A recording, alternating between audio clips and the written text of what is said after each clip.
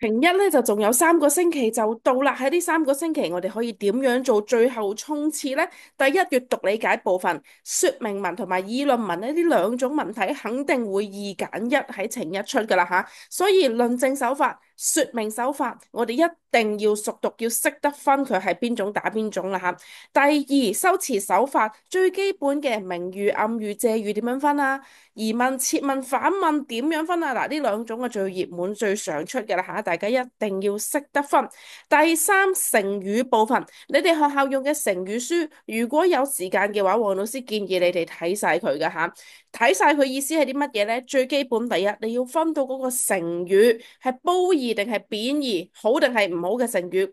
第二，簡單嘅解釋你要用到，你要講得到出嚟啊嚇，因為閱讀理解又好，重組句子又好。詞義辨識啊、排句成段啊，成語係可以出現喺你份卷嘅唔同部分嘅，知得越多成語咧，對你嚟講係一定有着數嘅吓。以上3點，希望你哋可以喺嚟緊3個星期好好把握時間溫習好啦，再見。